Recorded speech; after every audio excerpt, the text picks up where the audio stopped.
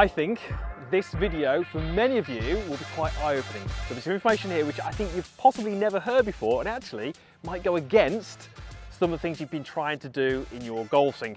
My name is Chris Ryan, I'm a PGA golf professional and it's my job to make your game better whilst keeping it pretty simple.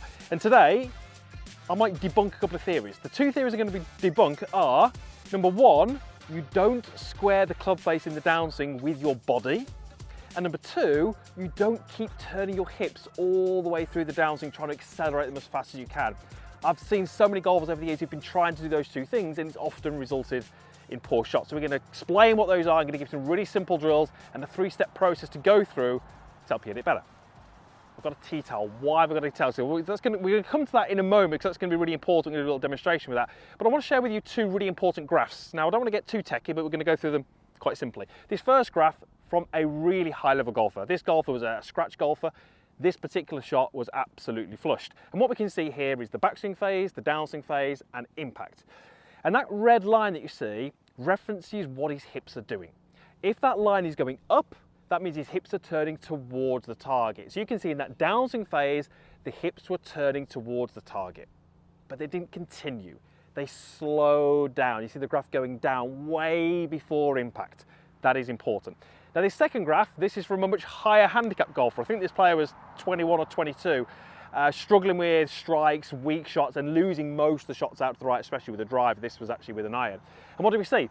Well, we see that graph going up, so the hips are turning towards the target, but they just continue. They don't slow down, and right the way through impact, the hips were turning towards the target.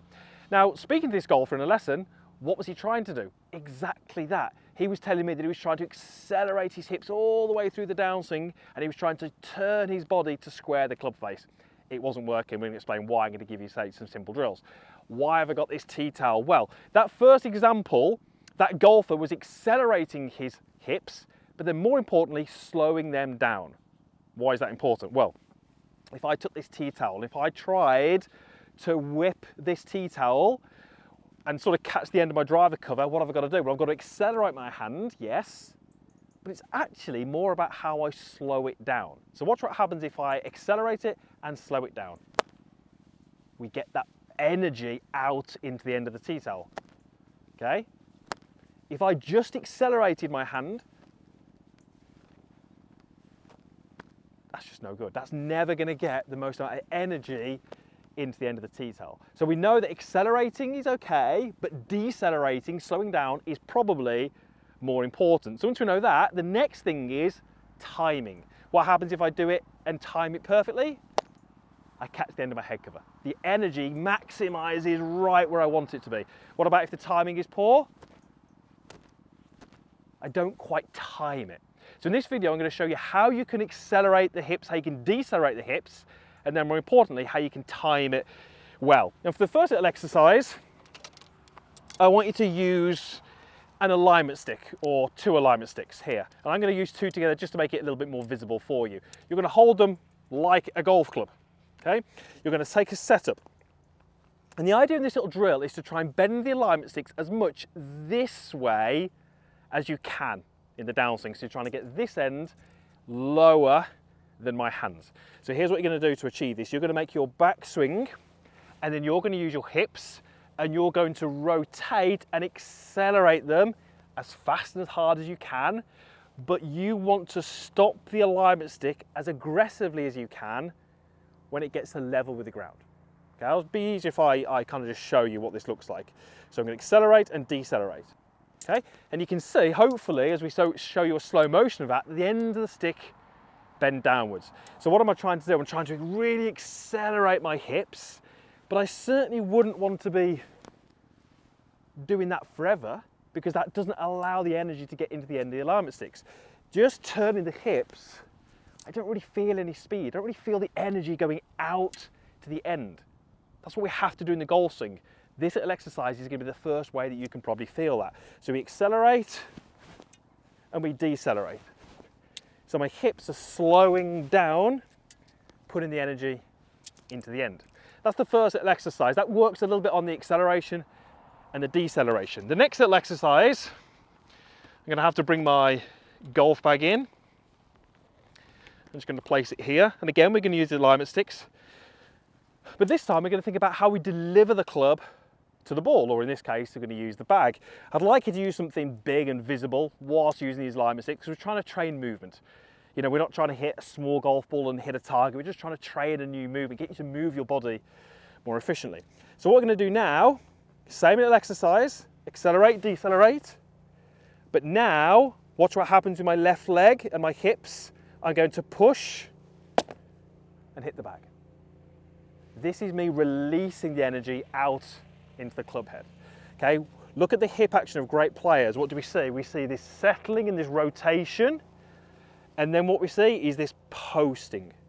This posting up slows the rotation, stops the hips, decelerates the hips, allows the energy to get out into the end of the club, or in this case, obviously the alignment stick.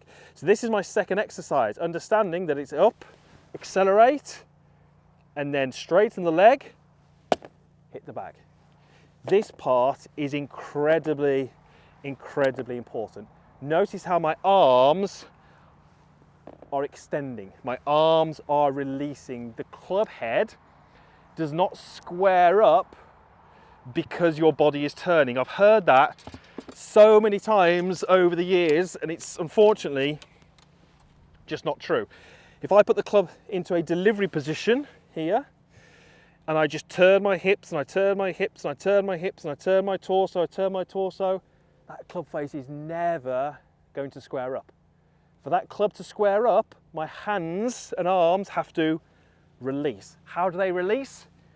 When these slow down. Like that tea towel, how does the end accelerate? When the hand slows down. So I do not want anybody to think that from this position on the way down, you square the club face by turning the body. You're going to get that second graph, you're going to lose speed, you're going to lose power, and you'll probably lose your ball out to the right as well. Final drill, this is where we start to introduce the golf club and a golf ball. I love this drill. I've done this with so many golfers. This works on this kind of acceleration, deceleration, but it also really helps you with your impact as well. The goal, and you would start slow and build up here. The goal is to take something like a 7-iron, see how far you can hit the ball. Okay, but I say you wouldn't do that initially. You'd start off at, say, 20, 30 yards.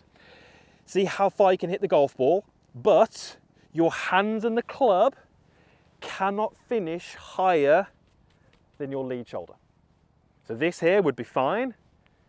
This would be a fail. This would be a fail because my hands are higher. Now, if you start to accelerate these, you never slow them down, you're going to find it incredibly hard to stop short of that position. If you actually have that acceleration, deceleration, you'll find it much easier. And if you can time this, honestly, you will be staggered by the results that you get. Now, so obviously greenkeeper's down there, so I'm going to go a little bit out to the right here. But I'm just going to go ahead and hit this shot with a pretty short follow through, and you can see what I mean. Okay, look where the club finished, way lower than my shoulder, hand lower than my shoulder, my hips decelerated, that allowed the club to accelerate, and then because my hips had slowed down, I was able to control this part of the golf swing. Now, honestly, how many of you feel like all this is cramped and it doesn't feel like you've got a lot of control and it feels out of balance and it feels like the club's overpowering you? Try this. Trust me, it's going to be a game changer for so many of you. The hips need to accelerate. They need to decelerate, and it's that allows you to get the energy into the club. And what happens when you get the energy into the club? You get more speed, and more importantly, that club, look at that club, squares up. And it's natural. It's not squaring up because you're manipulating it or you're trying to turn the toe over. You're using the natural forces to line the club up at impact. You're going to find it so much easier to hit straight shots. You're going to find it so much easier to repeat that, and you're probably going to hit it further as well. So don't think the body squares the club face. Don't think the hips continue to rotate all the way through. They accelerate, they decelerate, and if you can learn to do that, trust me, you're going to play a lot better golf.